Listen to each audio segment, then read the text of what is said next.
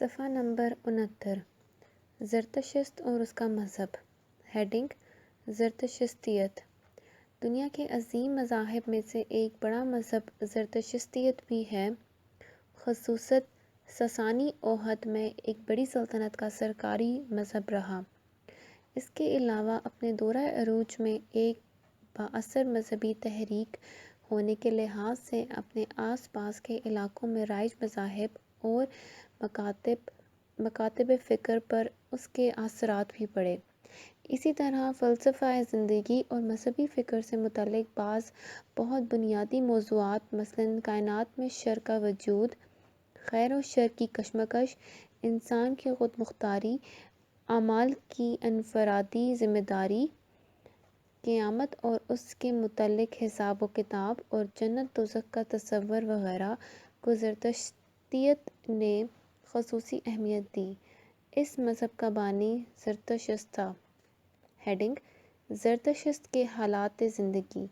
تمام مذہبی رہنماؤں کی طرح زرتشت کی ولادت اور بچپن سے متعلق بہت سے معجزات اور کرامات زرتشتی روایات میں منقول ہیں۔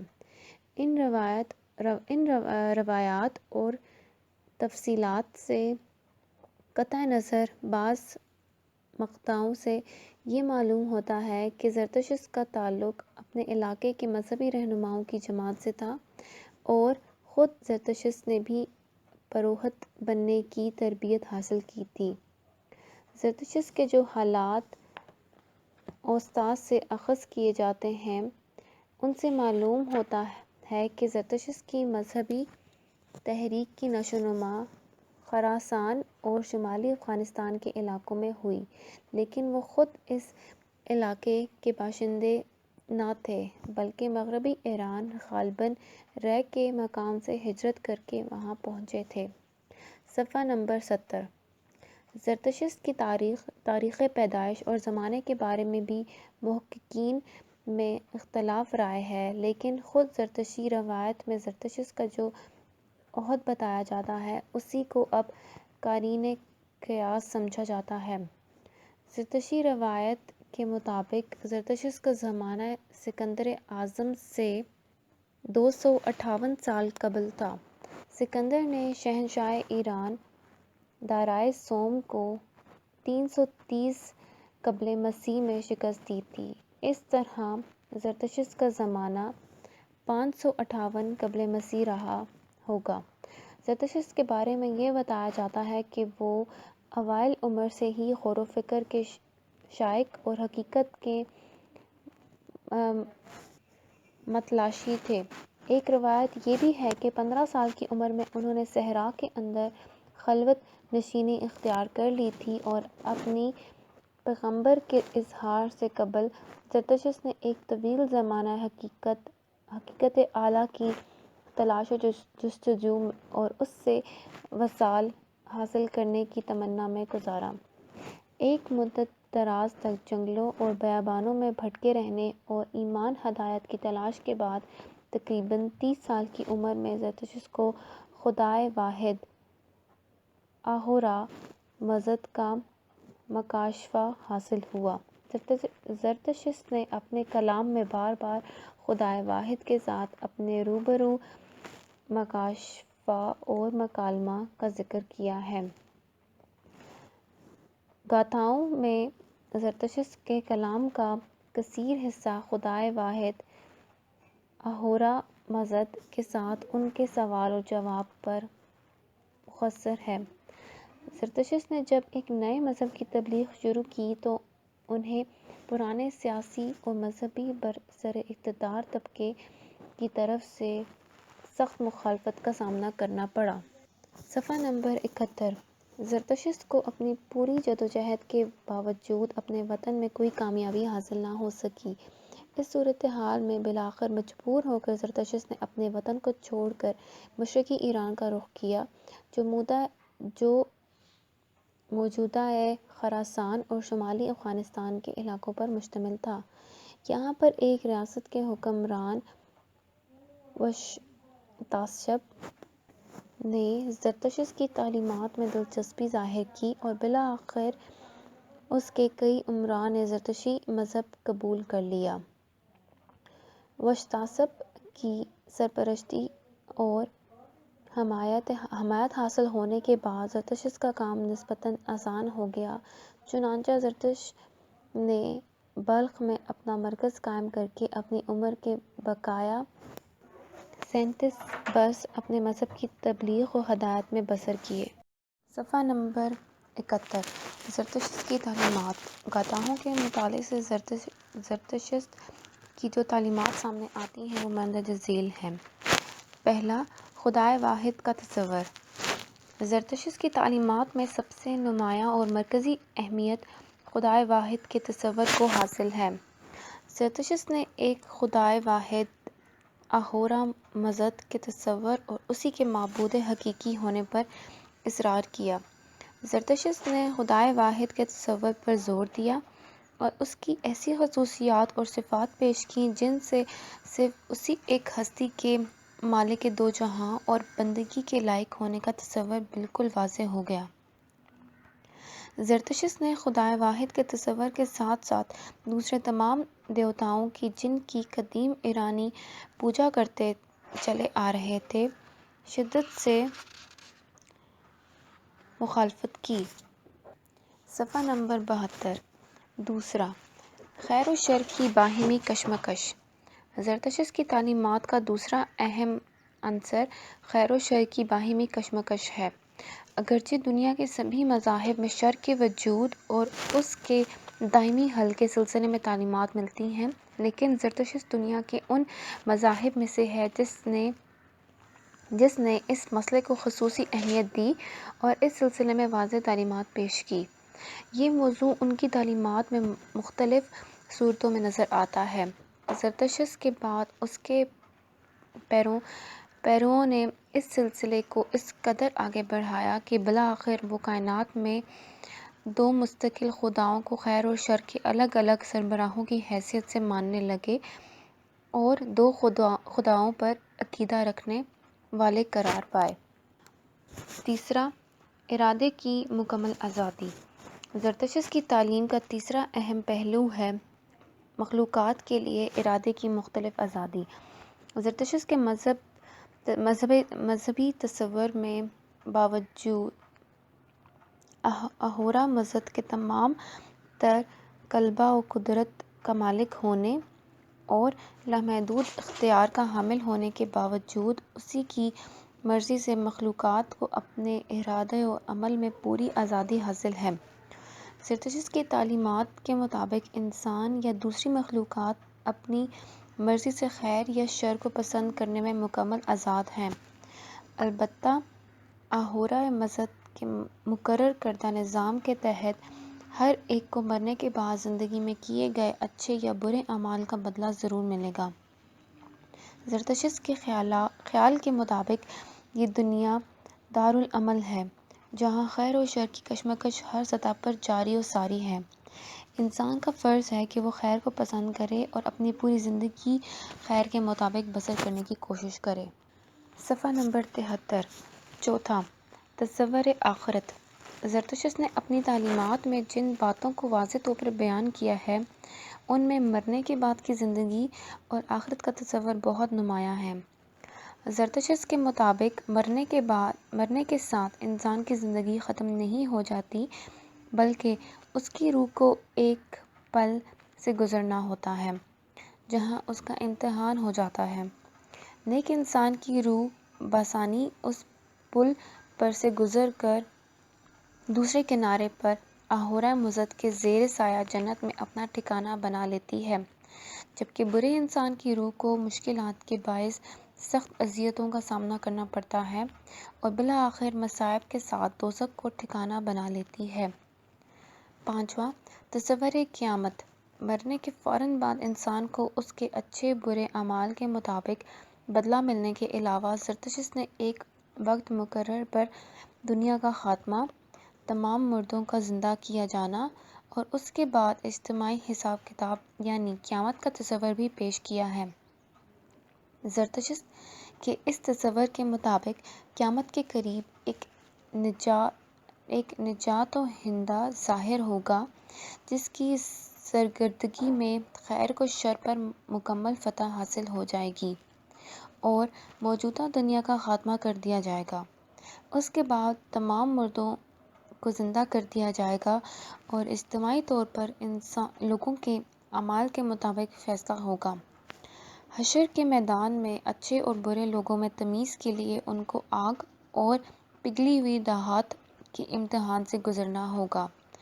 اچھے لوگ سلامتی کے ساتھ اس سے گزر جائیں گے، جبکہ برے اعمال والوں کے لیے مکمل عذاب ہوگا۔ نیک لوگوں کے لیے ہمیشہ ہمیشہ کی جنت ہوگی اور برے لوگوں کے لیے ہمیشہ کی دوزخ۔ صفحہ نمبر 74۔ چھٹا، کھیتی باڑی۔ زرتشت نے اپنی تعلیمات میں اپنے پیروکاروں کو تلقین کی کہ وہ آہورا مزد کے احکام کی پیروی کرتے ہوئے بے آباد زمینوں کو آباد کریں، کھیتوں کی آبیاری کے لیے پانی فراہم کریں اور زیادہ سے زیادہ پیداوار حاصل کریں۔ بقول زرتشت کے جو شخص کھیتی باڑی کرتا ہے وہ ایک مذہبی فریضہ ادا کرتا ہے۔ اس طرح وہ ملک کی خوشحالی میں اضافہ کر کے آہورا مزد کی مدد کرتا ہے۔ زرتشت کا قول ہے کہ جو شخص زمین میں بیج بوتا ہے اور کھیتی اگاتا ہے اس شخص سے 1000 بار بہتر ہے جو شخص ہر روز 1000 مرتبہ مناجاتیں پڑھتا ہے۔ کھیتی باڑی کے علاوہ زرتشت نے اپنی تعلیمات میں مفید جانوروں کی اہمیت پر بھی زور دیا۔ زرتشت کے نزدیک گائے، بیل اور کتے کی بڑی اہمیت ہے، کیونکہ بیل کھیتی باڑی کے کام آتا ہے اور گائے بچڑے کو جنم دیتی ہے جبکہ کتا مالک کی رکھوالی کرتا ہے۔ زرتشت مرغ کو بھی بہت مفید پرندہ سمجھتا ہے کیونکہ یہ انسان کو صبح ہونے کی خبر دیتا ہے۔ صفحہ نمبر 74 جاری ہے اور اب ہیں مشقی سوالات۔ سوال نمبر 1، ایرانی تہذیب کی نمایاں خصوصیات قلم بند کیجیے۔ اور سوال نمبر 2، زرتشت کے مذہب اور تعلیمات پر جامع نوٹ لکھیے۔ صفحہ نمبر 75۔ دارا اعظم۔ دارا اعظم جسے اکثر مورخین سائرس اعظم کے نام سے یاد کرتے ہیں، اس کا اصل ایرانی نام کوروش تھا۔ ایرانی اسے کوروش اعظم کے نام سے یاد کرتے ہیں۔ دارا اعظم کا شمار دنیا کے عظیم ترین بادشاہوں میں ہوتا ہے۔ یہ عظیم ہخامنشی سلطنت کا ایک عظیم جنگجو اور بہادر بادشاہ تھا۔ اس نے اپنی غیر معمولی فتوحات کی وجہ سے اس دور کی 3 عظیم سلطنتوں کو تہہ حوالہ کیا تھا جس میں میڈیوں، لیڈیوں اور بابلیوں کی سلطنتیں شامل ہیں۔ اس نے ہخامنشی حکومت کو اس قدر استحکام بخشا تھا کہ یہ حکومت 220 سال تک بڑے جاؤ جلال سے قائم رہی۔ بالآخر اس کا خاتمہ سکندر اعظم کے ہاتھوں ہوا۔ اس کی پیدائش اور بچپن پر روایات کا دھند لکا چھایا ہوا۔ اس کی پیدائش کے بارے میں مشہور یونانی مورخ ہیروڈوٹس نے ایک داستان بیان کی ہے جسے بعد کے مورخین نے صحیح تسلیم نہیں کیا۔ بہرحال کتب تاریخ سے پتہ چلتا ہے کہ کوروش اعظم مغربی ایران میں پرسس کے صوبے میں 590 قبل مسیح میں پیدا ہوا۔ اس کا تعلق مقامی سرداروں کے ایک سلسلے سے تھا جو میڈیا کے بادشاہوں کے لگان دار تھے۔ 558 قبل مسیح میں یہ اپنے باپ کی قیمی سزاوال کا جانشین بنا۔ 553 قبل مسیح میں اس نے شہنشاہ کے خلاف بغاوت کر دی اور 3 سالہ جنگ کے بعد یہ شہنشاہ پر غلبہ پانے میں کامیاب ہو گیا۔ صفحہ نمبر 74۔ اقتدار پر قبضہ کرنے کے بعد اس نے غیر ملکی فتوحات پر توجہ دی اور جلدی اس نے لیڈیائی سلطنت کو فتح کیا۔ اس کے بعد اس وقت کی عظیم ترین سلطنت بابل کی طرف متوجہ ہوا۔ بابل پر اس وقت مشہور زمانہ بادشاہ بخت نصر کا داماد نیوبند حکمران تھا۔ کوروش اعظم نے آسانی کے ساتھ بابل کو اس سلطنت کو بھی فتح کر لیا۔ کوروش اعظم زبردست فوجی اہلیت کا مالک تھا، لیکن یہ اس کی شخصیت کا صرف ایک پہلو تھا۔ یہ نہایت عمدہ خصوصیات کا مالک تھا۔ اس کی سیاست ظلم و ستم کے بجائے مہر و محبت پر مبنی تھی۔ وہ وحشت اور بربریت سے نفرت کرتا تھا جو کہ بیشتر فاتحین کا طرح امتیاز تھا۔ مثلاً بابلیوں اور آشوریوں نے ہزارہ افراد قتل کیے تھے اور ان گنت لوگوں کو ملک سے نکال دیا تھا، لیکن 50 برس بعد جب کوروش اعظم نے بابل فتح کیا تو اس نے تمام یہودیوں کو وطن واپس جانے کی اجازت دے دی۔ اس سے پہلے آشوری بادشاہ اپنی وحشت اور بربریت پر ناز کیا کرتے تھے۔ وہ فخر سے کہا کرتے تھے کہ انہوں نے جس حکمران پر فتح پا لی اس کے آثار صفحہ ہستی سے مٹا دیے، ہزاروں کی زبانیں حلق سے کھنچوا دی، ہزاروں کے سر کٹوا کر ان کے مینار کھڑے کر دیے، ملکوں کو اس طرح زیر و زبر کیا کہ وہاں کسی حیوان کی بھی آواز سنائی نہ دیتی تھی۔ تاریخ شاہد ہے کہ آشوری فاتحین حریفوں کے بچوں تک کو زندہ جلا دیتے تھے۔ بابل اور مصر کے حکمرانوں کا طریقہ کار بھی ان سے مختلف نہ تھا، لیکن کوروش اعظم نے اس ظالمانہ سیاست کو بدلا۔ صفحہ نمبر 77۔ اس نے جس بادشاہ پر فتح پائی، نہ اسے قتل کیا اور نہ اس کے عزیز و اقارب کو خون بہایا۔ جس شہر کا مسخر کیا، وہاں کے باشندوں کو امن و امان کی ضمانت دی، معبودوں کا ہمیشہ احترام کیا، مفتوح اقوام کے بعد جو معبد تباہ ہوئے ان کی از سر نو تعمیر کرائی۔ کسی غاصب حکمران نے مغلوب قوم کا چھینا ہوا مال و متاع کبھی واپس نہیں کیا، لیکن کوروش اعظم نے بنی اسرائیل کے 5400 سونے کے برتن انہیں واپس لوٹائے۔ اس نے لیڈیا کے بادشاہ پر فتح پائی تو اسے قتل کرنے سے اجتناب کیا۔ بابل کے حکمران نیوبن نے شکست کے بعد جب آگ میں کود کر خودکشی کی کوشش کی تو فوراً آگ بجھا کر اسے زندہ نکلوا لیا۔ اپنی ان اعلیٰ خصوصیات اور بے مثل فتوحات کی بنا پر اس کا نام تاریخ میں ہمیشہ زندہ رہا۔ صفحہ نمبر 78۔ باب 8۔ فونیکی تہذیب۔ ہیڈنگ: فونیکی کون تھے؟ فونیکی کون تھے اس بارے میں ماہرین آج تک وثوق سے کچھ نہیں بتا سکے، صرف اندازوں پر ہی بات چل رہی ہے۔ کہا جاتا ہے کہ مغربی ایشیا میں فونیکیوں کا اپنا علاقہ شام کے ساحل پر 100 میل لمبی اور 10 میل چوڑی زمین کی مختصر سی پٹی پر مشتمل تھا، جس کے پیچھے کوہ لبنان کی دیوار ان کو اندرون شام سے منقطع کر دیتی تھی۔ کہا جاتا ہے کہ فونیکی ایک سامی النسل قوم تھے۔ ان کی اپنی روایات کے مطابق، جو قدیم یونانی مورخ ہیروڈوٹس کے ذریعے ہم تک پہنچی ہیں، ان کے آباء و اجداد 2800 قبل مسیح کے لگ بھگ خلیج فارس کے علاقے سے ساحل شام کے فونیکی علاقے میں منتقل ہوئے تھے۔ یہاں انہوں نے ساحل کے کنارے اپنے چھوٹے چھوٹے شہر قائم کر لیے تھے۔ فراعنہ مصر کے چھٹے حکمران خاندان کے اختتام سے بحر روم میں ان کی تجارتی سرگرمیوں کا پتہ چلتا ہے۔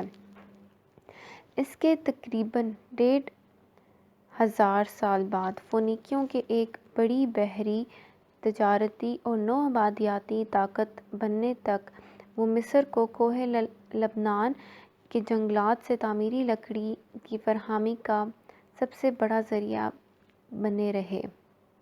ہیڈنگ: فونیکی تہذیب کے نمایاں خد و خال۔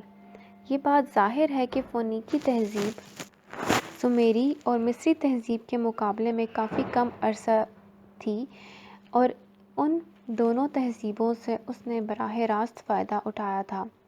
اس لیے فونیکی صرف چند چیزوں میں نمایاں کارکردگی دکھا سکی، جس کی تفصیل ذیل میں درج ہے۔ صفحہ نمبر 79۔ پہلا خد و خال، رسم الخط کی ایجاد۔ فونیکی تہذیب کا سب سے بڑا کارنامہ رسم الخط کی ایجاد ہے۔ اگرچہ فونیکیوں سے قبل تصوری اور میخی رسم الخط کی مختلف شکل رائج تھی، لیکن تقریباً سبھی جگہ اشیاء کے ناموں پر مبنی مرکب آوازوں کی نمائندہ ہونے کے علاوہ بہت سی تصویریں یا علامتیں خود اشیاء کی بھی ترجمانی کرتی تھی۔ ان میں مصری تصویری خط اس لحاظ سے ممتاز تھا کہ اس کی کچھ علامات مصری زبان کی اپنی خصوصیت کی وجہ سے صرف ایک آواز کو ظاہر کرتی تھی۔ اس طرح وہ حروف تہجی قرار دی جا سکتی تھی، لیکن مصریوں نے اس سے آگے بڑھ کر جو علامات مرکب آوازوں کو ظاہر کرتی تھی ان کو توڑ کر ہر آواز کو ایک حرف سے ظاہر کرنے کی کوشش نہیں کی، لیکن فونیکی جو سامی النسل تھے ان کے لیے ان کی زبانوں کی مخصوص کیفیت کی وجہ سے جس میں ایک مادہ کے 3 یا 4 حروف مختلف اندرونی تبدیلیوں سے مختلف معنی دیتے تھے، مرکب آوازوں اور تصویروں یا علامتوں پر مبنی رسم الخط بہت دقتیں پیدا کرتا تھا۔ اس لیے ان لوگوں نے مصری رسم الخط میں موجود بعض حروف تہجی کی مثال سے سبق لے کر کم و بیش کامیابی کے ساتھ اپنی زبان کی مختلف آوازوں کو الگ الگ علامتوں سے ظاہر کرنے کی کوشش کی، اور بالآخر یہ لوگ اپنی زبان کی تمام آوازوں کو 22 حروف تہجی کے ذریعے مکمل طور پر لکھنے میں کامیاب ہو گئے۔ یہ فونیکیوں کا سب سے بڑا کارنامہ ہے۔ صفحہ نمبر 80۔ دوسرا خط و خال، نو آبادیات۔ فونیکیوں کا دوسرا نمایاں کارنامہ نو آبادیات کا قیام ہے۔ یہ لوگ مشرقی بحر روم سے آگے بڑھ کر مغربی بحر روم کے جزیروں، شمالی افریقہ کے ساحل پر اسپین تک اور خود اسپین کے ساحلوں پر اپنے قدم جمانے میں کامیاب ہو گئے تھے۔ ان ساحلوں پر پہلے یہ لوگ معدنیات، خام جنس اور اپنی مصنوعات کے لیے بازاروں کی تلاش میں آئے تھے۔ رفتہ رفتہ یہاں پر ان لوگوں نے اپنی نو آبادیات قائم کر لی۔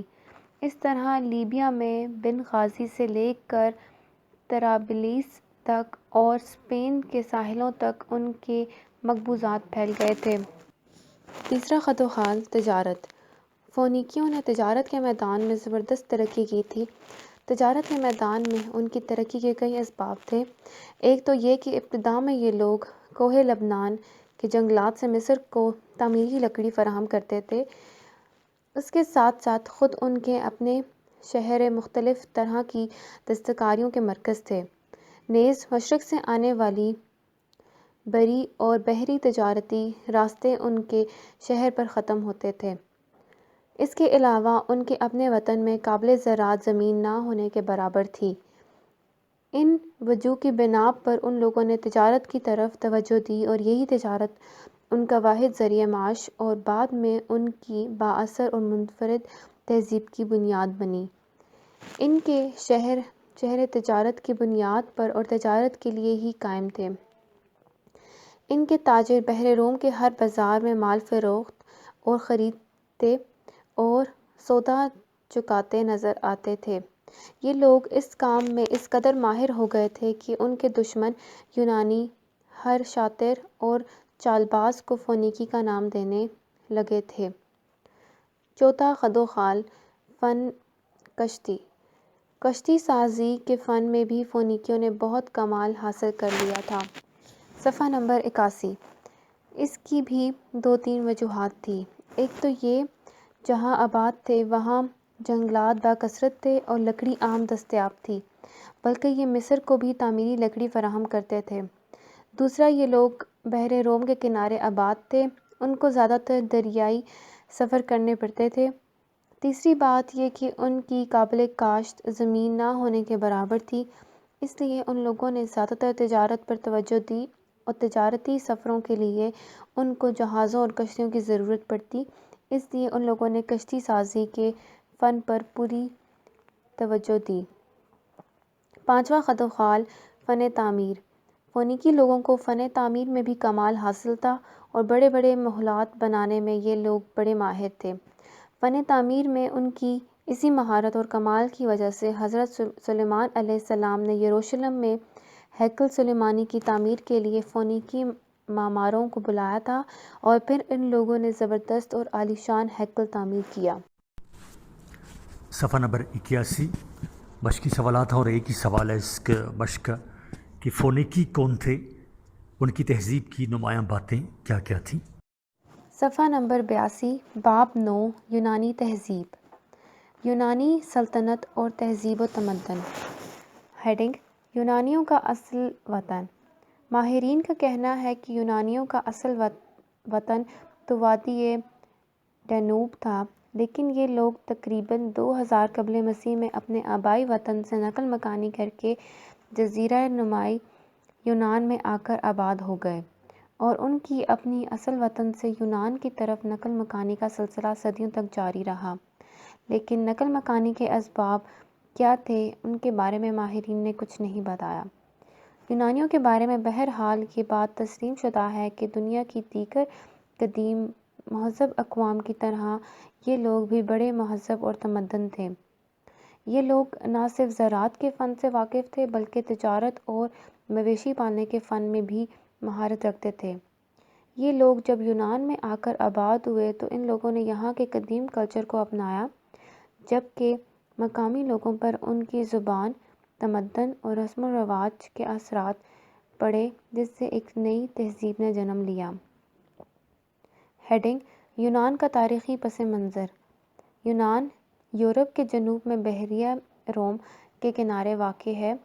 یہ ایک چھوٹا سا پہاڑی ملک ہے جو کئی جزیروں کا مجموعہ ہے۔ اس کے 3 اطراف میں بحیرہ روم پھیلا ہوا ہے، جبکہ شمال میں البانیہ، بلغاریہ اور یوگوسلاویہ کے ممالک واقع ہیں۔ صفحہ نمبر 83 جیسا کہ اوپر ذکر ہوا ہے کہ یونان پہاڑی ملک ہے اور اس کی پہاڑی سطح کو تیز رفتار بہنے والے دریاؤں نے کئی حصوں میں کاٹ رکھا ہے، جس کی وجہ سے اس کے مختلف حصوں کے درمیان پہاڑی دیواریں کھڑی ہیں۔ اس وجہ سے یہ ایک ملک کے بجائے مختلف چھوٹی چھوٹی ریاستوں میں بٹا ہوا ہے۔ ان میں سے اسپارٹا اور ایتھنز وغیرہ قدرے بڑی ریاستیں ہیں، باقی بہت چھوٹی ہیں۔ ابتدا میں یہ ریاستیں ایک دوسرے پر سبقت لے جانے کی کوشش میں مصروف رہیں، جس کی وجہ سے یہ آپس میں اکثر برسر پیکار رہیں۔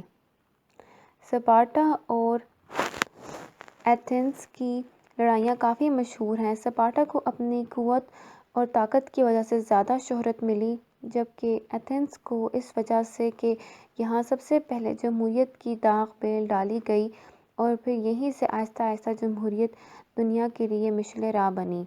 4 صدی قبل مسیح میں یونان کی ایک اور ریاست مقدونیہ نے خاصی اہمیت حاصل کر لی تھی۔ اس ریاست کا عروج فیلکوس دوم کے زمانے سے شروع ہوا۔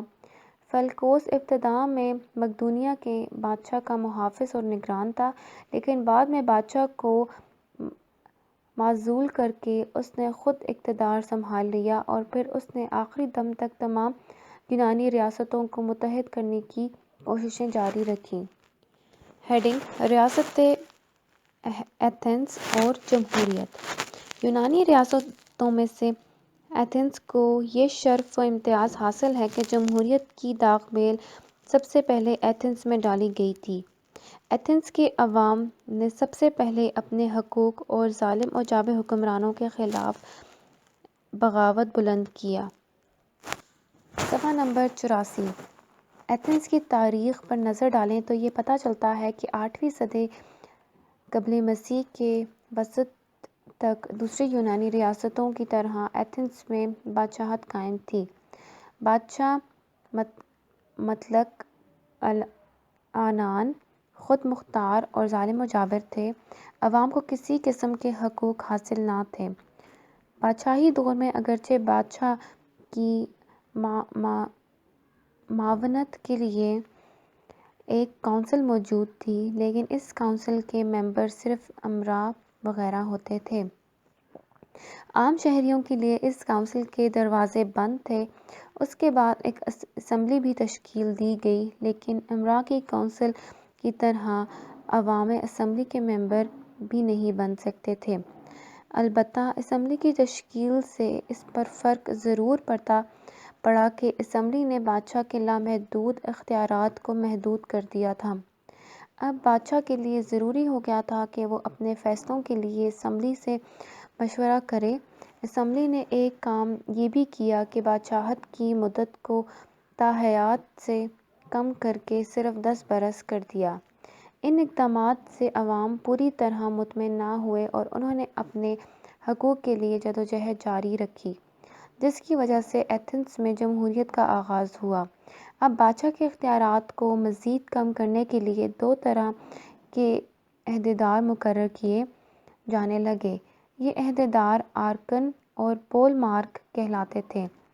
ان عہدیداروں کا انتخاب صرف 1 سال کے لیے اکثریت کی بنا پر ہوتا تھا۔ ان تمام تر اقدامات کے باوجود غریب اقوام کو ان کے عہدوں کو حاصل کرنے کا حق حاصل نہ تھا۔ غریب اقوام اب بھی سیاسی حقوق سے محروم تھے۔ قرضوں کے بوجھ کی وجہ سے ان کی حالت ناگفتہ بے تھی۔ عوام اپنی زمینوں پر سخت محنت سے کام کرتے تھے، لیکن ان کو اجرت برائے نام ملتی تھی جو ان کی ضرورت کے لیے ناکافی تھی۔ صفحہ نمبر 85۔ اس صورتحال میں وہ مجبوراً امراء وغیرہ سے سودی قرضے لیتے تھے اور رفتہ رفتہ سود کی شرح اس قدر بڑھ گئی تھی کہ زمیندار اپنی زمینوں سے ہاتھ دھو بیٹھتے اور ان کی زمینوں کے مالک سرمایہ دار اور امراء بن گئے۔ ان حالات نے عوام کے دلوں میں امراء کے خلاف نفرت کے جذبات جنم دیا اور پھر یہ نفرت بھرے جذبات انقلاب کا بیش خیمہ ثابت ہوئے۔ لوگ اپنے حقوق کے لیے بغاوت پر اتر آئے۔ ایتھنز کے گلی کوچوں میں انہوں نے اپنے حقوق کے حصول کے لیے صدائے احتجاج بلند کی۔ یہ عوامی مظاہرے بالآخر ایتھنز میں جمہوریت کا پیش خیمہ ثابت ہوئے۔ امراء اور حکمران عوام کی طالبات تسلیم کرنے پر مجبور ہو گئے اور بالآخر وہ عوام کو سیاسی حقوق دینے پر آمادہ ہوئے اور ریاستی امور میں عوام کو شریک کیا جانے لگا۔ سولون کا دور حکومت اور اصلاحات۔ ایتھنز میں جمہوریت کے قیام کے لیے جس شخص نے کوشش کی اور عوام کو ان کے حقوق دلائے اس کا نام سولون ہے۔ سولون 639 قبل مسیح میں پیدا ہوا۔ اس کا تعلق متوسط طبقے سے تھا۔ یہ ایتھنز کا نامور مقنن تھا۔ اس کا شمار دنیا کے 7 بڑے داناؤں اور حکیموں میں ہوتا ہے۔ اسی شخص نے ایتھنز کے عوام کو بیدار کرके حقوق کے حصول کے لیے جدوجہد پر آمادہ کیا۔ یہ کسانوں اور عوام میں بے حد مقبول تھا کیونکہ اس کو ان لوگوں کے مسائل سے ہمدردی اور دلچسپی تھی۔ اسی بنا پر ایتھنز کی عوام نے 594 قبل مسیح میں اسے ایتھنز کے نظم و نسق کا مختار بنا دیا۔ سولون نے ایتھنز کا نظم و نسق سنبھالنے کے بعد عوام کی فلاح و بہبود، خوشحالی اور ترقی کے لیے کئی اصلاحات کی جن کا ذکر ذیل میں درج ہے۔ صفحہ نمبر 86۔ سولون کی اصلاحات۔ پہلا، قرضوں سے نجات۔ سودی قرضوں کے بوجھ کی وجہ سے عوام اور زمینداروں کی حالت قابل رحم ہو گئی تھی۔ وہ قرضوں کی عوض اپنی زمینوں سے بھی ہاتھ دھو بیٹھے تھے۔ ان کی محنت و مشقت کی کمائی پر سرمایہ دار اور امراء عیش و عشرت کی زندگی بسر کرتے تھے۔ سولون نے اقتدار سنبھالتے ہی عوام کے ذمے سب قرضے منسوخ کر دیے۔ جو لوگ قرضوں کے عوض غلام بنے ہوئے تھے ان سب کو آزاد کر دیا اور جو لوگ غلاموں کی حیثیت سے بیرونی ممالک کے باشندوں کے ہاتھوں فروخت ہو چکے تھے ان کا روپیہ سرکاری خزانے سے ادا کرکے انہیں غلامی سے نجات دلائی۔ دوسرا، صنعت و حرفت کا فروغ۔ سولون نے اپنے دور میں عوام کی ترقی اور خوشحالی کے لیے صنعت و حرفت کے فروغ پر بہت توجہ دی۔ یہی وجہ ہے کہ سولون کے زمانے میں ایتھنز نے دوسری یونانی ریاستوں کے مقابلے میں اس میدان میں بہت زیادہ ترقی کر لی تھی۔ سولون نے صنعت کی ترقی کے لیے نہ صرف کاریگروں اور ہنرمندوں کی حوصلہ افزائی کی بلکہ ان لوگوں کو شہریت کے حقوق بھی دیے۔ ان اقدامات کی وجہ سے سولن کے دور میں صنعت و حرفت کے میدان میں خوب ترقی ہوئی۔ اہل ایتھنز اب دوسرے ممالک سے خام اشیاء اور مال منگواتے اور پھر اپنی ہنرمندی سے بہترین چیزیں تیار کر کے دوسرے ممالک کو برآمد کرتے تھے۔ صفحہ نمبر 87۔ تیسری اصلاحات تجارت۔ سولن نے تجارت کی ترقی کے لیے بھی کئی اقدامات کیے، جس کی وجہ سے ان کی بحری تجارت نے زبردست ترقی کی۔ سولن نے تجارت کی ترقی کے لیے تاجروں کی نہ صرف حوصلہ افزائی کی بلکہ ان کو بے شمار مراعات بھی دیں۔ سولن نے دوسرے ممالک کے تاجروں کو بھی ایتھنز آنے اور تجارت کرنے کے لیے سہولتیں فراہم کی۔ سولن کی ان کوششوں کی وجہ سے ایتھنز میں تجارت کو فروغ ملا اور ایتھنز کے تاجر ایتھنز سے باہر دوسری یونانی ریاستوں میں بھی تجارتی سامان لے کر جانے لگے۔ چوتھا، عدالتی اصلاحات۔ سولن نے اپنے دور حکومت میں امن و امان کے قیام اور عوام کو انصاف مہیا کرنے کے لیے عدالتی اصلاحات بھی کی۔ سولن نے قتل کے علاوہ تمام جرائم کی سزا میں نرمی کر دی تھی، انصاف کے حصول کے لیے عدالت قائم کی تھی اور ریاست کے ہر شہری کو عدالت کا ممبر بننے کا حق حاصل تھا اگر عوام اسے منتخب کرتے۔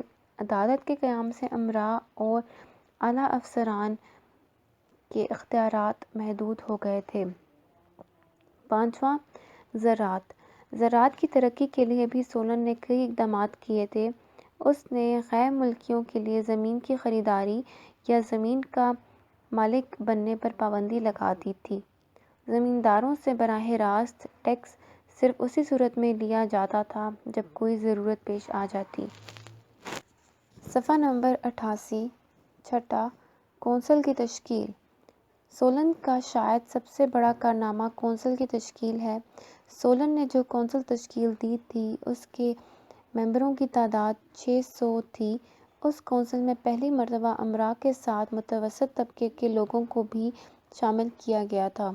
کونسل کے ممبران کا انتخاب ریاست کے شہری کرتے تھے۔ اراکین کونسل ریاستی امور وغیرہ کے متعلق حاکم کو مشورے دیتے تھے۔ ہیڈنگ: پیرکلیز کا عہدِ حکومت اور اصلاحات۔ پیرکلیز سولن کے بعد ریاست ایتھنز کا دوسرا نامور حکمران پیرکلیز تھا۔ پیرکلیز کا ایک کامیاب اور جمہوریت پسند حکمران تھا۔ اس حکمران نے اپنے عہدِ حکومت میں نہ صرف جمہوریت کے فروغ کے لیے کام کیا بلکہ اپنے کارناموں اور اصلاحات کی بدولت یونان کو زبردست شہرت عطا کی۔ پیرکلیز 461 قبل مسیح میں ریاست ایتھنز کا حکمران بنا اور 30 برس تک بڑی کامیابی سے حکومت کی۔ کہا جاتا ہے کہ پیرکلیز جہاں ایک کامیاب حکمران اور قابل سیاست دان تھا وہاں وہ زبردست مقرر اور ایک تجربہ کار جرنیل بھی تھا۔ اس نے اپنے عہدِ حکومت میں ریاست ایتھنز کی ترقی اور عوام کی فلاح و بہبود کے لیے بے شمار اقدامات کیے جس کی وجہ سے ریاست ایتھنز نے بے حد شہرت حاصل کی۔ پیرکلیز کے عہد کے نمایاں کارناموں کو ذیل میں درج کیا گیا ہے۔ پہلا، اسمبلی میں شہریوں کی شمولیت۔ صفحہ نمبر 89۔ سولن نے اپنے دور حکومت میں ایتھنز میں ایک اسمبلی قائم کی تھی لیکن اس دور میں امراء اور متوسط طبقے کے لوگ ہی صرف اسمبلی کے ممبر بن سکتے تھے۔ پیرکلیز نے اپنے دور میں عام شہریوں کو بھی اس کا ممبر بننے کا حق دیا۔ اسمبلی کے ممبروں کا ہر سال انتخاب کیا جاتا تھا۔ یہ اسمبلی ریاست کے بڑے بڑے افسروں، فوج کے جرنیلوں اور دوسرے اعلیٰ عہدیداروں کا انتخاب کرتی تھی۔ ان افسروں کو ان کی صلاحیت اور اہلیت کی بنیاد پر چنا جاتا تھا۔ مختصر یہ کہ اس عہد کی اسمبلی پوری طرح بااختیار تھی اور وہ ریاست کے دفاع اور دوسرے اہم مسائل پر بحث کرتی تھی۔ دوسرا، عوامی عدالتیں۔ اگرچہ عدالتی نظام کی بنیاد سولن نے رکھی تھی لیکن پیرکلیز نے اس کو اور زیادہ ترقی دی۔ پیرکلیز کے دور میں عدالتوں کے ججوں کے لیے ذہین، قابل اور تجربہ کار افراد کا انتخاب کیا جاتا تھا اور پھر ان کی سخت نگرانی کی جاتی تھی تاکہ یہ لوگ رشوت وغیرہ کے چکر میں نہ پڑیں اور نہ ہی اپنے اختیارات کا ناجائز استعمال کر سکیں بلکہ عوام کو صحیح معنوں میں انصاف فراہم کریں۔ عدالت کا فیصلہ دلائل سننے کے بعد اکثریت کی بنا پر کیا جاتا تھا۔ تیسرا، علم و ادب۔ پرکلیس کے دور میں علم و ادب نے بہت ترقی کی۔ اس کا بڑا سبب خود پرکلیس تھا۔ وہ خود علم و ادب کا دلدادہ تھا اور علماء و فضلاء کا قدردان تھا۔ اس نے اپنے عہد میں ریاست ایتھنز کو یونان کا معلم بنا دیا تھا۔ اس کی حوصلہ افزائی اور قدردانی کی وجہ سے ایتھنز میں اعلیٰ پائے کے عالم، شاعر، ڈرامہ نویس، فلاسفر اور مقررین جمع ہو گئے تھے، جن میں سوفوکلس کا نام سر فہرست ہے، جو مشہور ڈرامہ نویس تھا۔ صفحہ نمبر 90۔ چوتھا، آرٹ اور فن تعمیر۔ آرٹ اور فن تعمیر کے میدان میں بھی اہل یونان نے خوب ترقی کی، خصوصاً تعمیرات اور سنگ تراشی کے فنون کو انہوں نے حد کمال تک پہنچا دیا تھا۔ ایتھنز کی چوراہ افاق عمارتیں اور مندر اسی دور میں تعمیر ہوئے۔ ان کی تعمیر کردہ عمارتوں میں پارتھینان کا مندر تھا، ایتھینا دیوی کے نام پر تعمیر کیا گیا، اپنی شان و شوکت اور فن تعمیر کے لحاظ سے بے مثال ہے۔ اس مندر کے آثار آج بھی ایتھنز کے شہر میں موجود ہیں۔ پانچواں، علم طب۔ طب کے میدان میں بھی ایتھنز کو دوسری یونانی ریاستوں پر سبقت حاصل رہی ہے۔ ایتھنز میں کئی نامور حکیم اور طبیب پیدا ہوئے جنہوں نے علم طب کے میدان میں بڑی نمایاں خدمات انجام دیں۔ حکیم بقراط کا نام کسی تعارف کا محتاج نہیں۔ اس نے نہ صرف تہمات اور جادو وغیرہ کے ذریعے علاج کی مخالفت کی بلکہ اس نے کئی بیماریوں کے اسباب دریافت کرکے ان کے لیے علاج بھی تجویز کیے۔ اسی طرح ایک اور یونانی حکیم نے گردش خون کے بارے میں تحقیق کی اور یہ ثابت کیا کہ گردش خون کا مرکز دل ہے۔ چھٹا، سائنسی ترقی۔ طب کی طرح سائنس کے میدان میں بھی اہل ایتھنز نے نمایاں کارنامے انجام دیے۔ بعض یونانی ماہرین نے حساب، جیومیٹری، قانون اور علم نجوم اور کیمیا پر تحقیقی مضامین لکھے۔ ایتھنز کے سائنسدانوں نے یہ ثابت کیا کہ زمین گول ہے۔ صفحہ نمبر 91۔ یونانی تہذیب کے نمایاں خد و خال۔ 16ویں صدی قبل مسیح سے پہلے یونان ایک نیم وحشی ملک تھا۔ 2000 قبل مسیح کے قریب آریہ نسل کے جو لوگ یونان میں آئے تھے وہ تہذیب سے اتنے ہی نہ ہلت نہ بلد تھے جتنے کہ مقامی لوگ، لیکن 16ویں صدی کے قریب جزیرہ کریٹ کے لوگ جو حلال زرخیز خصوصاً مصر کے تمدنی اثرات کے تحت ایک منفرد اور انتہائی ترقی یافتہ تہذیب کے مالک بن گئے تھے، انہوں نے جنوبی یونان میں اپنے تجارتی اور تمدنی اثرات اس قدر وسیع کر لیے تھے کہ مقامی لوگوں نے ان کی تہذیب کو مکمل طور پر اپنا لیا تھا اور یہ لوگ بھی تہذیب کے دائرے میں داخل ہو گئے تھے۔ 12ویں صدی قبل مسیح اور اس کے بعد سے یونان میں بہت بڑے پیمانے پر شمال مغرب سے ایک نوآباد یونانی قبائل کی آمد کا سلسلہ شروع ہوا۔ یہ نوآباد تہذیبی لحاظ سے بالکل کورے اور انتہائی جنگجو تھے۔ ان لوگوں کو تاریخ میں ڈورین کے نام سے یاد کیا جاتا ہے۔ ان وحشی اور جنگجو لوگوں کی یونان میں آمد کی وجہ سے یونان میں تقریباً 4 صدیوں تک تہذیب اور تمدن کا چراغ گل رہا۔ ان لوگوں نے پرانے لوگوں کو جائے پناہ کی تلاش میں مغربی ساحل پر نو آبادیاں قائم کرنے پر مجبور کر دیا۔ 4 صدیوں کی تباہی اور بربادی کے بعد تقریباً 8ویں صدی کے وسط میں یونانی قوم میں دوبارہ ترقی کے آثار ظاہر ہونے لگے اور پھر بہت جلد یونانیوں نے مہذب اقوام میں اپنا شمار کرانا شروع کر دیا۔ یونانیوں کی تہذیب کی نمایاں باتوں کا ذکر ذیل میں درج ہے۔ پہلا، شہری ریاست کا قیام۔ اہل یونان خصوصاً ریاست ایتھنز کے قدیم باشندوں کو یہ فخر و امتیاز حاصل ہے کہ دنیا میں جمہوری طرز کی شہری ریاست کی بنیاد سے پہلے انہوں نے رکھی۔ صفحہ نمبر 92۔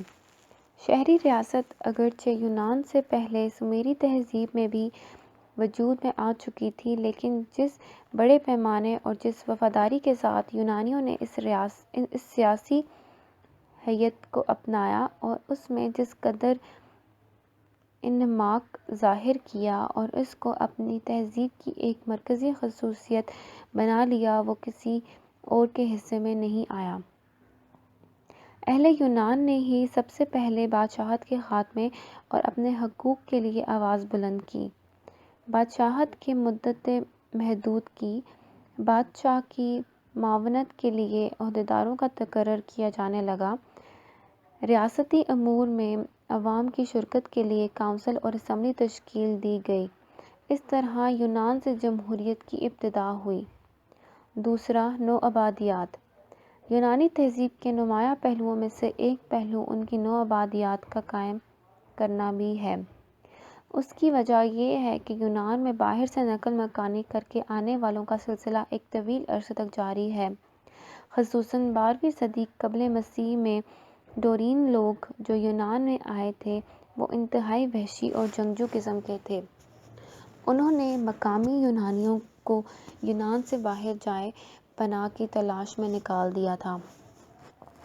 جائے پناہ کے متلاشی قدیم یونانیوں نے نوآبادیات قائم کرنی شروع کر دی تھی۔ ان نوآبادیات نے ایک مدت تک اپنے اصل وطن یونان سے گہرے تجارتی، تمدنی اور معاشرتی تعلقات قائم رکھے، لیکن بعد میں دیگر اسباب مثلاً بڑھتی ہوئی یونانی آبادی کے لیے خوراک کا مسئلہ وغیرہ کی بنا پر مزید نئی نوآبادیات کا سلسلہ جاری رہا۔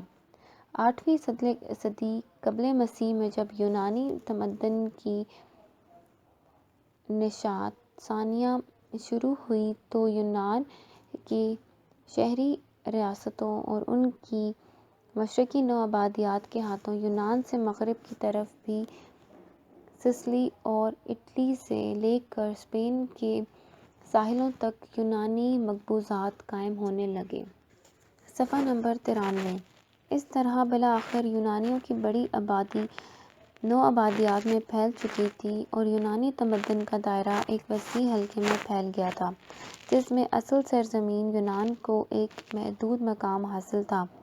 ان نوآبادیات کی تہذیبی اہمیت کا اندازہ اس سے لگایا جا سکتا ہے کہ یونان میں تمدنی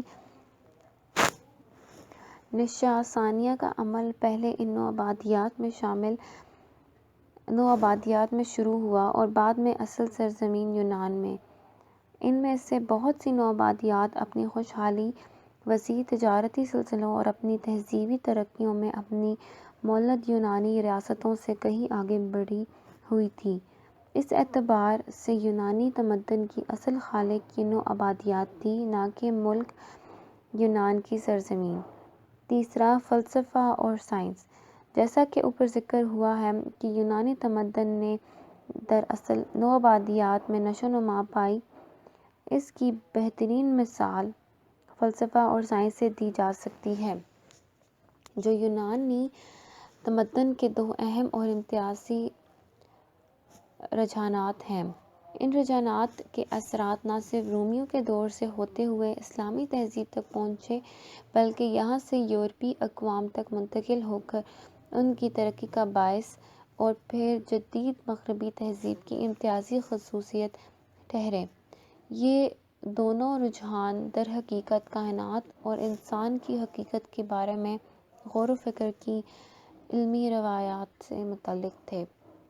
سائنسی غور و فکر کائنات کی نوعیت، اس کی حقیقت اور اس کے بنیادی قوانین سے پردہ اٹھانا چاہتا تھا، تو فلسفیانہ رجحان انسان کی حقیقت، اس کے مقدر اور زندگی کے مقصد کو موضوع بناتے ہوئے ایک روحانی یا مذہبی فکر رکھتا تھا، لیکن علمی غور و فکر کے یہ دونوں رجحان اقلیت پسندوں کے ترجمان تھے اور اوہام اور عقائد کی اندھی تقلید سے دامن بچا کر آزادانہ غور و فکر کو اپنا طرح امتیاز سمجھتے تھے۔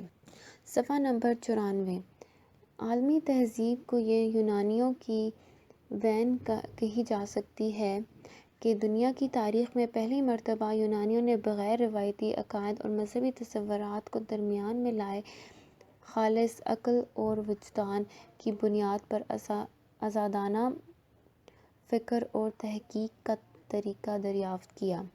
یونانیوں کی یہی آزادی فکر، یہی اقلیت پسندی اور یہی جستجو اور تحقیق کا مذاق تھا جس نے ان کے سیاسی زوال کے بعد بھی ان کی اس روایت کو رومی اور ایرانی دانشگاہوں میں باقی رکھا، یہاں تک کہ ایک نئی اور طاقتور یعنی اسلامی تہذیب اس کو خوش آمدید کہنے اور اس کو اپنے طور پر برتنے کے لیے تیار ہو گئی۔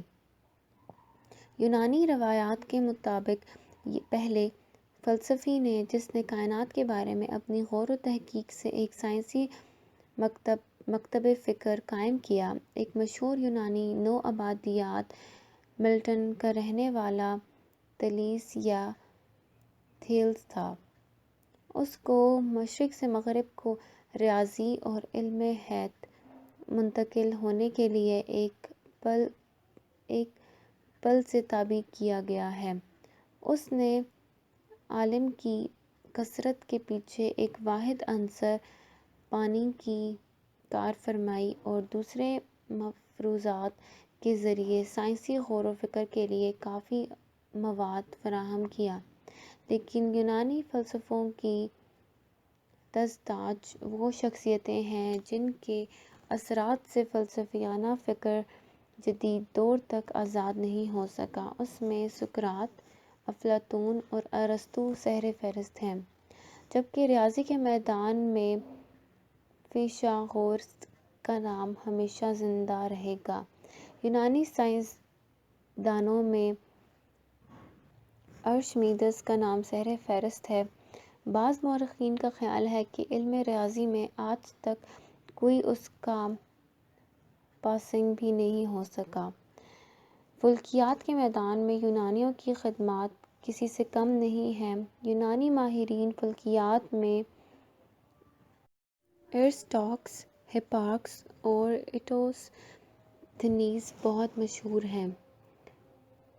ارسطاخس نے گلیلیو سے 18ویں صدی قبل زمیں کے سورج کے گرد گھومنے کا تصور پیش کیا تھا، جبکہ ہپارکس نے طول العرض اور الاربل کی ایجاد کی، جبکہ ایراسٹوتھنیز کا سب سے بڑا کارنامہ زمین کے محیط کی پیمائش تھی۔ اس نے زمین کا محیط 24,662 میل نکالا تھا، جبکہ موجودہ تحقیق کے مطابق 26,847 میل ہے۔ چوتھا، فنون لطیفہ۔ فنون لطیف یونانی تہذیب کا ایک اہم عنصر تھا۔ فن تعمیر میں ان کے اپنے مخصوص انداز کے باوجود دنیا کی بعض اقوام ان سے بازی نہیں لے جا سکتی تھیں۔ مثلاً مصوری کے میدان میں قدیم چین اور ہندوستان اپنا ایک مقام رکھتے ہیں، لیکن مجسمہ سازی میں یونانیوں کے استادوں مصریوں کے علاوہ کوئی ان کا مقابلہ نہیں کر سکتا۔ ابتدا میں اگرچہ یونانی مصور اور مجسمہ ساز دیوتاؤں اور ہیروز وغیرہ کے مجسمے بناتے تھے، لیکن بعد میں انہوں نے ان چیزوں کو چھوڑ کر اپنے گرد و پیش کی حقیقی دنیا سے موضوعات اپنانے شروع کیے۔ انہوں نے نہ صرف حسین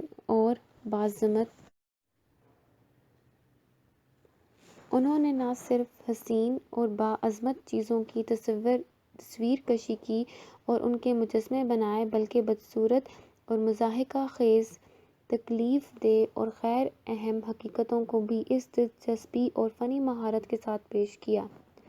مجسمہ سازی اور تصویر کشی کے علاوہ پچی کاری کا فن، جو قدیم زمانے میں وادی دجلہ اور فرات اور مصر میں اعلیٰ درجے تک پہنچ چکا تھا، یونانیوں نے اس فن کو معراج تک پہنچایا۔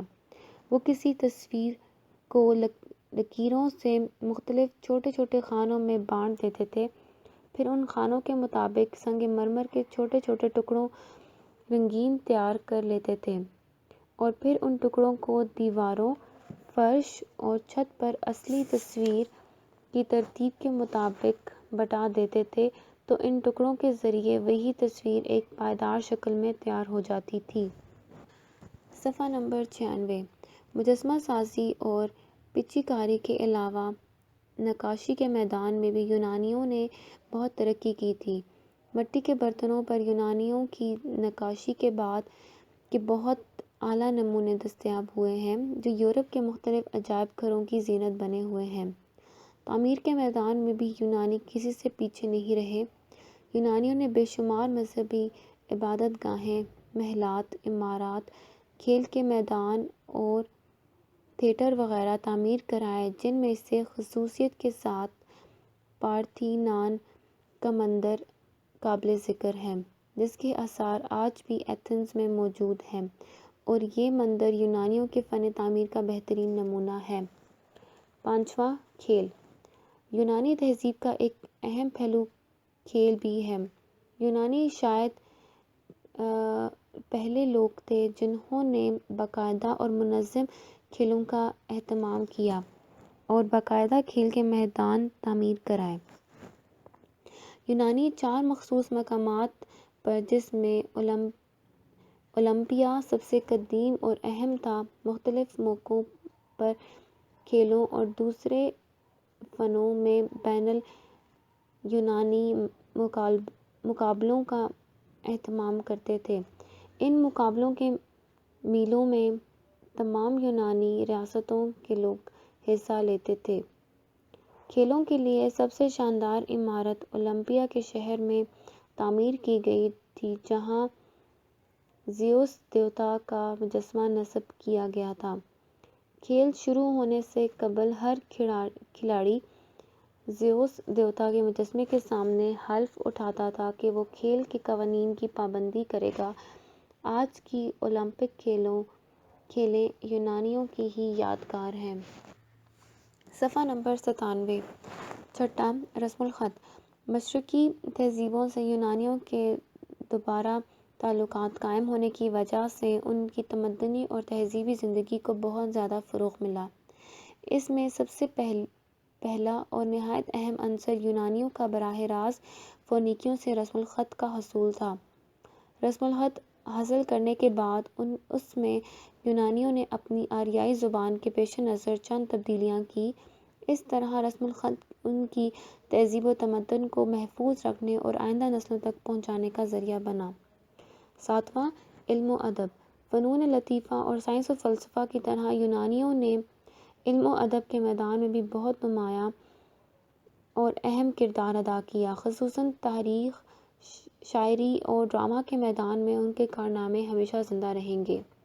آج قدیم اقوام اور تہذیبوں کے بارے میں دنیا جن معلومات کی بنا پر اظہار خیال کر رہی ہے، وہ مشہور مورخ ہیروڈوٹس کے مہیا کردہ ہیں، اور ہیروڈوٹس یونان کا مشہور مورخ تھا، جس نے مختلف ممالک کا چکر لگا کر وہاں کے حالات اور چشمدید واقعات قلم بند کیے۔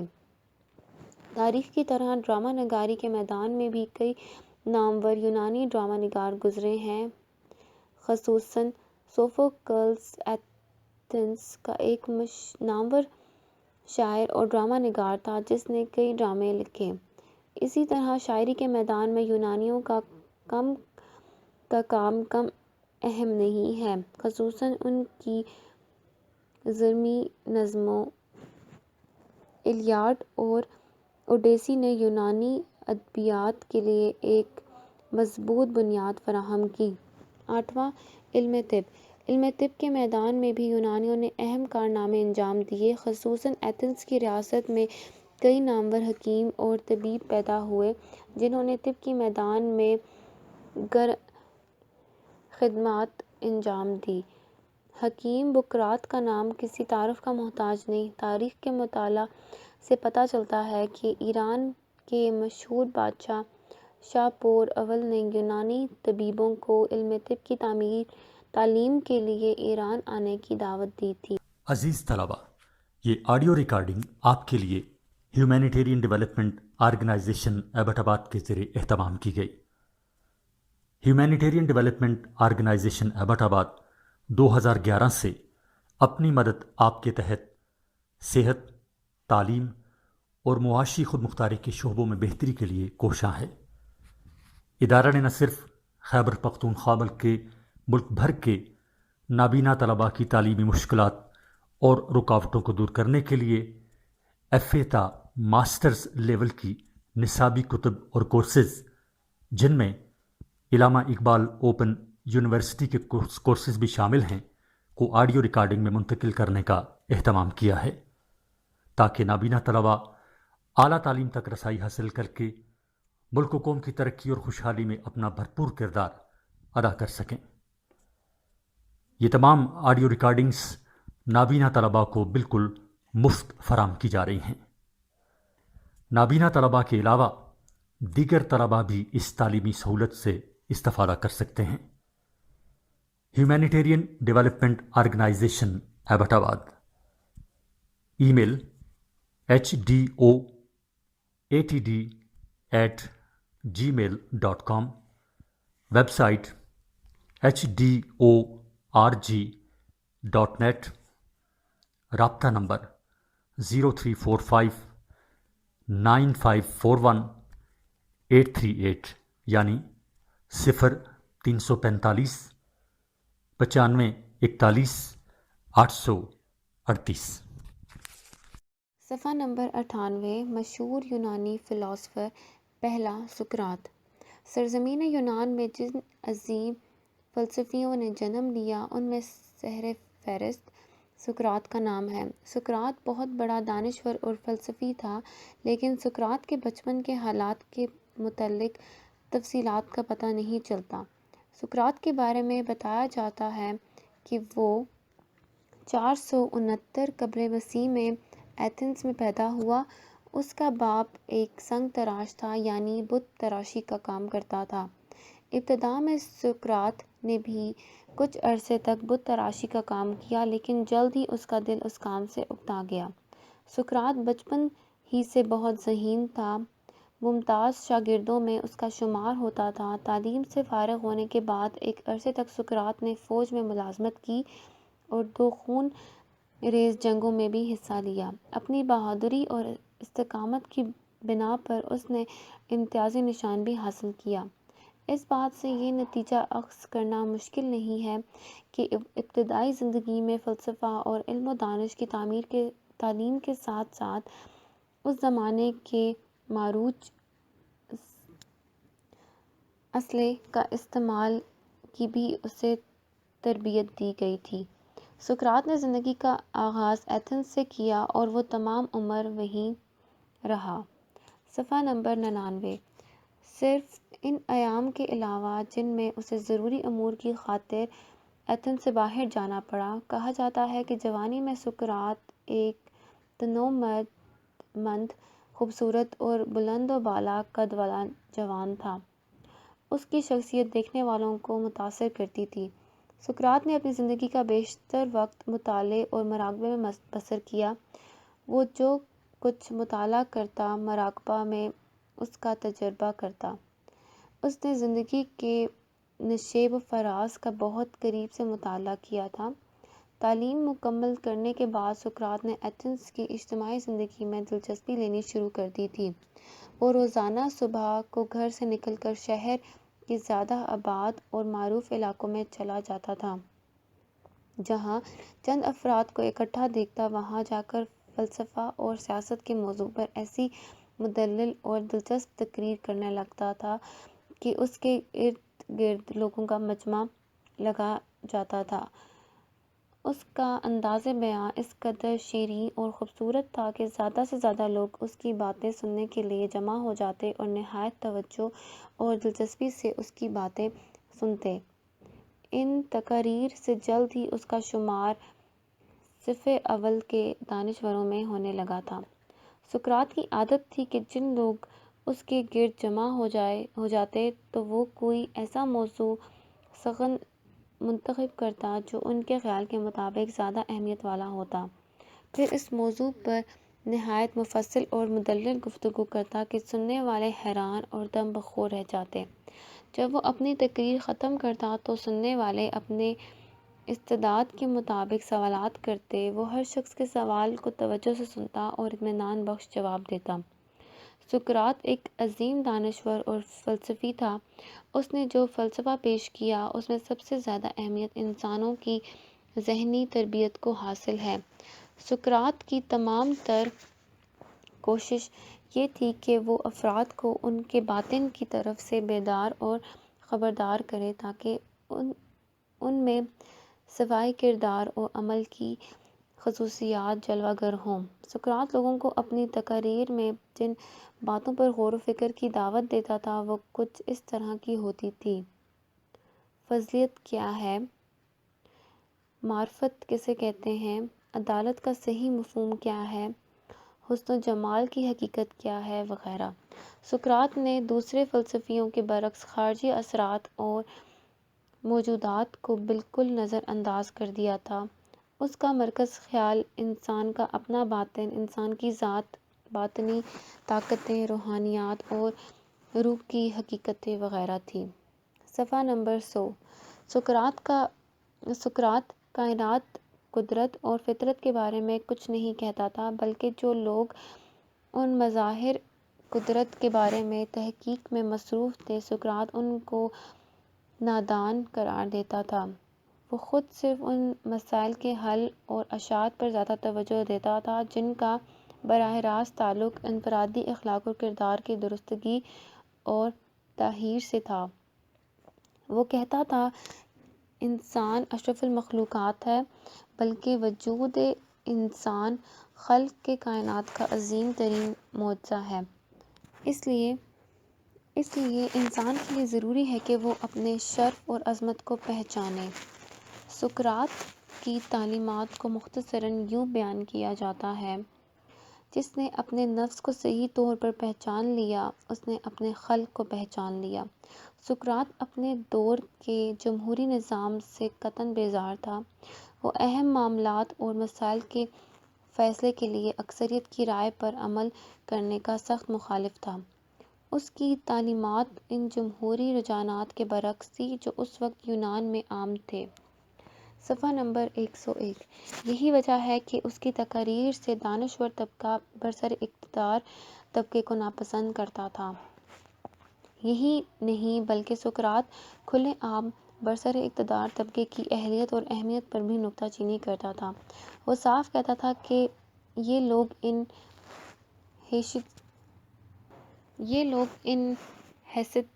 حیثیتوں کے اہل نہیں جن پر یہ قابض ہیں۔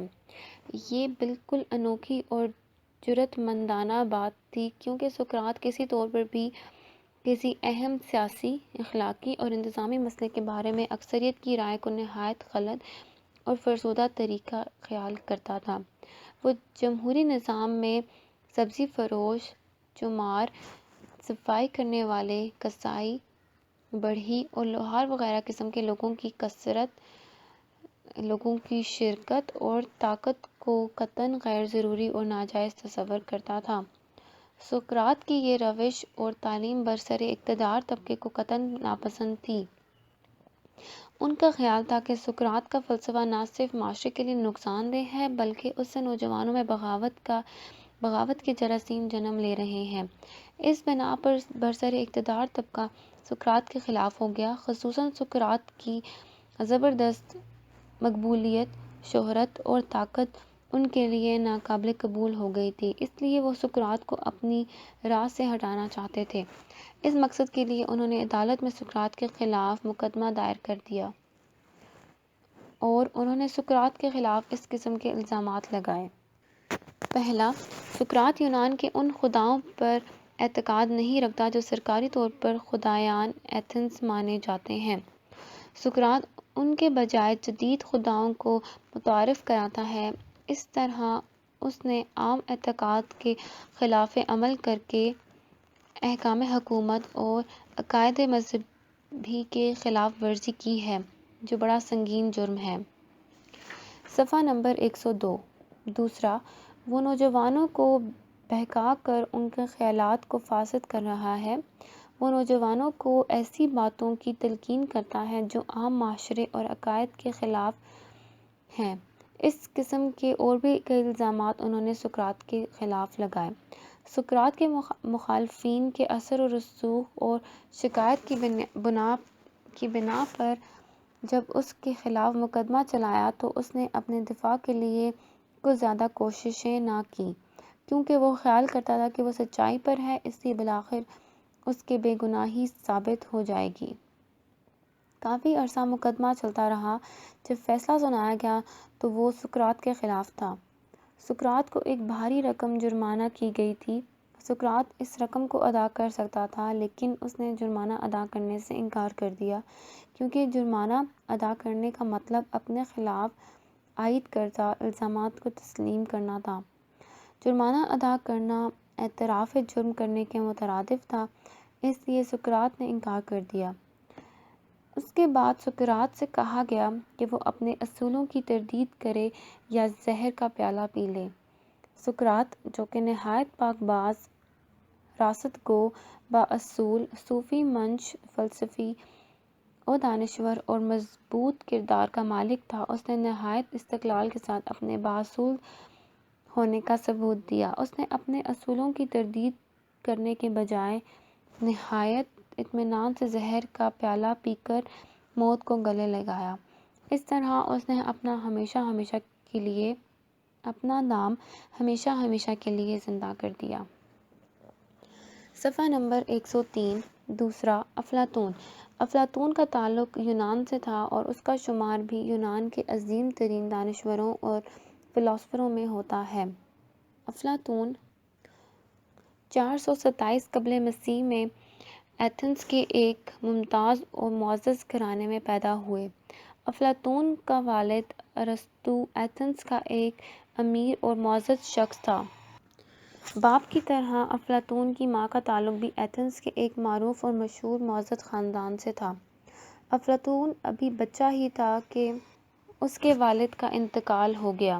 باپ کے انتقال کے بعد اس کی تعلیم اور تربیت کی ذمہ داری اس کی والدہ کے سر پر آ پڑی تھی۔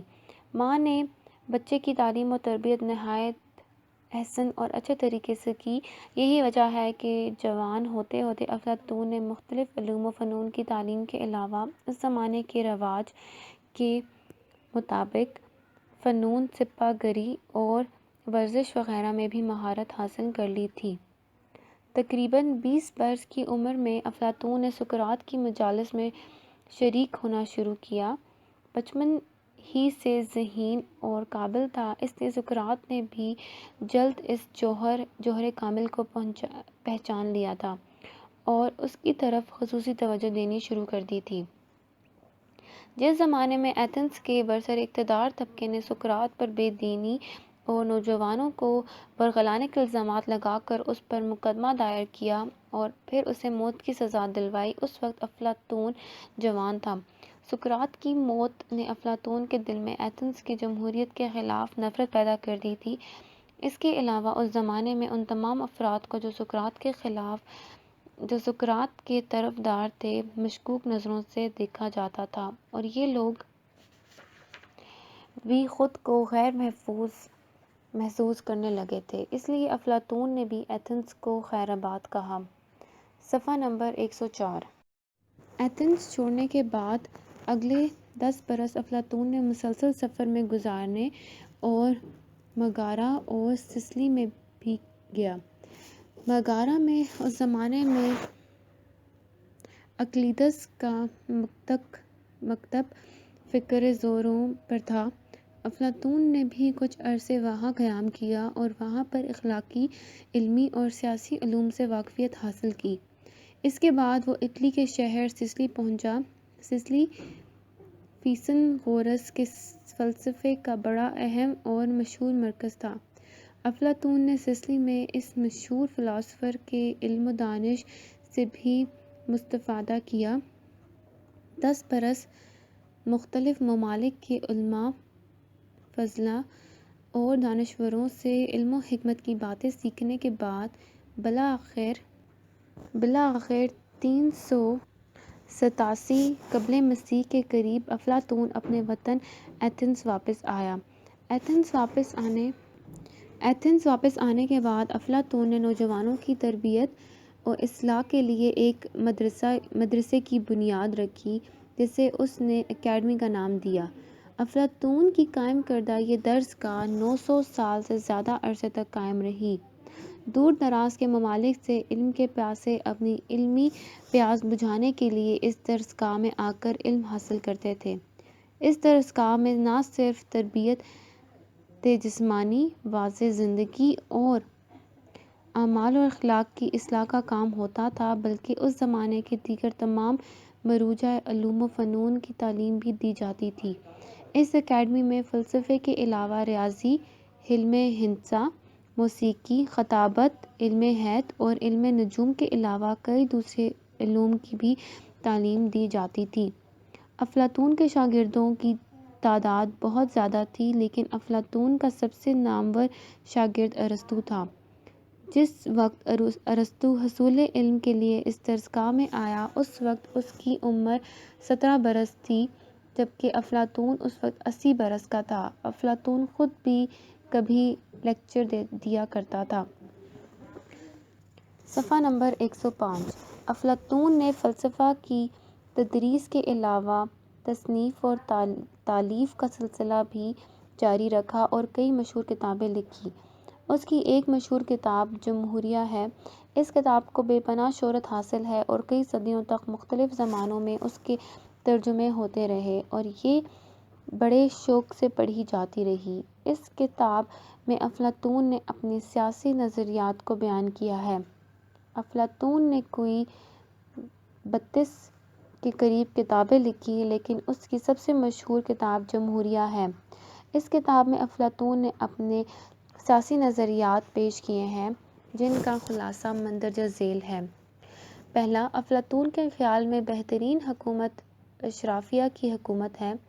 اس سے افلاطون کی مراد کسی وارثی اشرافیہ کی نہیں ہے بلکہ افلاطون کی اس سے مراد ایک معتبر اشرافیہ ہے یعنی بہترین اور دانا ترین افراد کی ریاست پر حکومت ہو۔ ان کا انتخاب شہریوں کی رائے اور ہندگی کی بنیاد پر نہ کیا جائے بلکہ باہمی معاونت کی بنیاد پر ہو۔ افلاطون کا خیال تھا کہ سرپرست طبقے کے لیے ارسطو کا خیال تھا کہ سرپرست طبقہ کے لیے مرد اور عورت کے انتخاب کے لیے کوئی تمیز نہیں ہونی چاہیے بلکہ دونوں کو برابر کا موقع ملنا چاہیے۔ اس طرح وہ پہلا فلسفی تھا جس نے مرد اور عورت کی برابری کی بات کی تھی۔ افلاطون نے ریاست کو بچوں کی نگہداشت کا ذمہ دار قرار دیا۔ صفحہ نمبر 106۔ اس نے شاعری اور موسیقی وغیرہ کو ریاست کے لیے ممنوع علوم قرار دیا۔ افلاطون نے ایک مکمل تعلیمی نظام بھی ریاست کے لیے پیش کیا۔ اس کے علاوہ سرپرست طبقے کے لیے بھی افلاطون نے بعض باتوں کو لازمی قرار دیا، مثلاً ہر فرد سرپرست طبقے میں شامل ہونے کا مجاز نہیں، سرپرست طبقہ دولت مند نہیں ہوگا، ان کو صرف معمولی حد تک جائیدادیں پاس رکھنے کی اجازت ہوگی، ان کی نہ زمین ہوگی اور نہ ذاتی گھر، وہ سونا چاندی بھی اپنے پاس رکھنے کا مجاز نہیں ہوں گے، سرپرست طبقے کو علیحدہ خاندان بنانے کی بھی ممانعت ہوگی تاہم وہ اکٹھے طعام کریں گے اور ان کی بیویاں بھی مشترک ہوں گی۔ یہ ہیں وہ نظریات جو افلاطون نے مثالی ریاست کے متعلق بیان کیے۔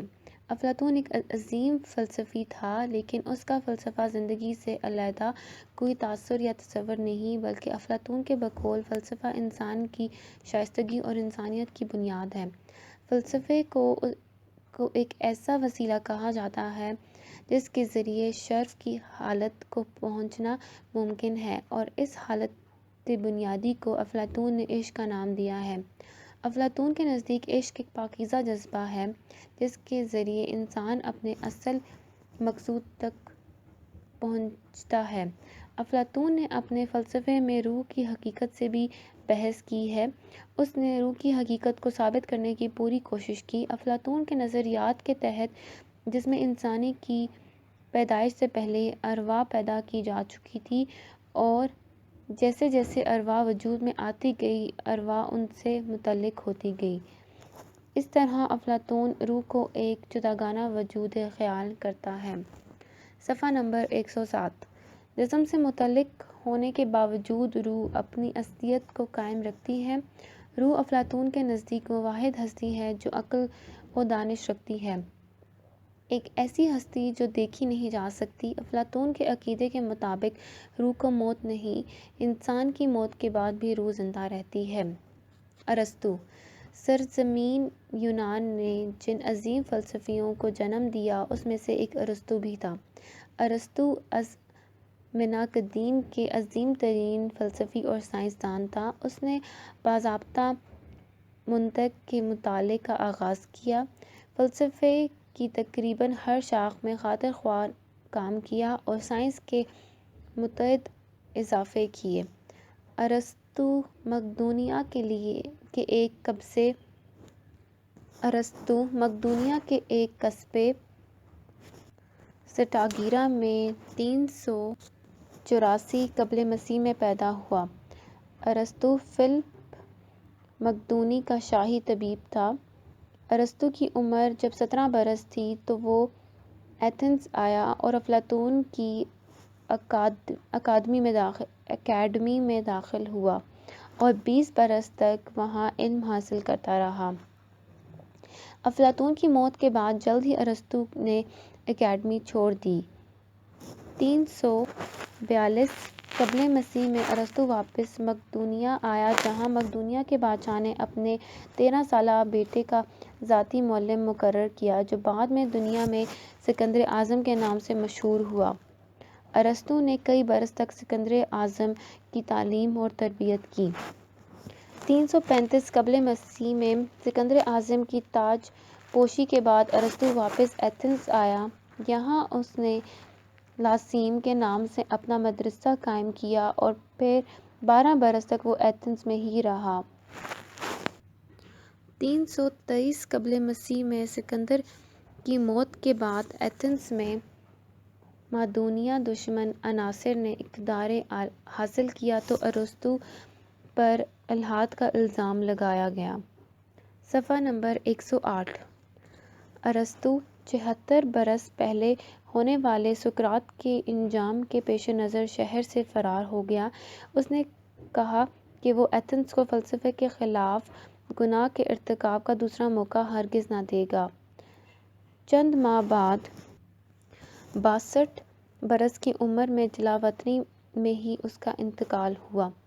ارسطو کی تحریروں کی تعداد حیران کن ہے۔ عام طور پر اس کی کتابوں کی تعداد 170 بتائی جاتی ہے جن میں صرف 47 باقی بچ سکی۔ ارسطو کی صرف کتابوں کی تعداد ہی نہیں بلکہ اس کی تجر علمی بھی حیرت انگیز ہے۔ ارسطو نے علم فلکیات، حیوانیات، علم تولید، جغرافیہ، علم طبقات الارض، طبیعیات، علم الابدان اور علم افعال اوضاع کے علاوہ قدیم یونانیوں کے علم کی تقریباً ہر شاخ میں بے پناہ کام کیا۔ ارسطو کا رتبہ اس سے بھی بڑا ہے، وہ ایک حقیقی فلسفہ تھا۔ اس نے نظریاتی فلسفے کے ہر شعبے میں اہم اضافے کیے۔ اس نے جن موضوعات پر لکھا ان میں اخلاقیات، مابعد الطبیعیات، نفسیات، معاشیات، سیاسیات، خطابت اور جمالیات وغیرہ شامل ہیں۔ بعد کے آنے والے تمام مفکرین پر ارسطو کے بہت زیادہ اثرات پڑے۔ ازمنہ قدیم اور وسطی میں اس کی تحریروں کے لاطینی، شامی، عربی، اطالوی، فرانسیسی عبرانی، جرمن اور انگریزی زبان میں تراجم ہوئے۔ بعد کے یونانی مصنفین نے اس کی تحریروں کو پڑھا اور سراہا۔ بعض لاطینی فلاسفر اس سے متاثر تھے۔ اسلامی فلسفے پر بھی اس کے گہرے اثرات پڑے۔ صدیوں تک اس کی فکر نے یورپی فکر پر راج کیا۔ ارسطو کے بعد نظریات آج کے معیارات کے حوالے سے انتہائی قدامت پرستانہ معلوم ہوتے ہیں، جسے اس نے غلامی کے حق میں یہ دلیل دی کہ یہ فطرتی قوانین کے عین مطابق ہے۔ اس طرح ارسطو کا خیال تھا کہ عورت فطری طور پر کمتر مخلوق ہے۔ صفحہ نمبر 109۔ تاہم ارسطو کے چند تصورات حیرت انگیز طور پر جدید معلوم ہوتے ہیں۔ مثلاً غربت انقلاب اور جرم کی ماں ہے، اور یہ کہ جن لوگوں نے انسان کو منظم کرنے کے متعلق سوچ و بچار کیا وہ محقق الرائے ہیں کہ سلطنتوں کی تقدیر کا انحصار نوجوانوں کی خواندگی پر ہے۔ مختصر یہ کہ ارسطو اپنے دور کا عظیم فلسفہ اور علم و فضل کا ایک خزانہ تھا۔ یہی وجہ ہے کہ صدیاں گزر جانے کے بعد آج بھی اس کا مرتبہ اور حیثیت کم نہیں ہوئی۔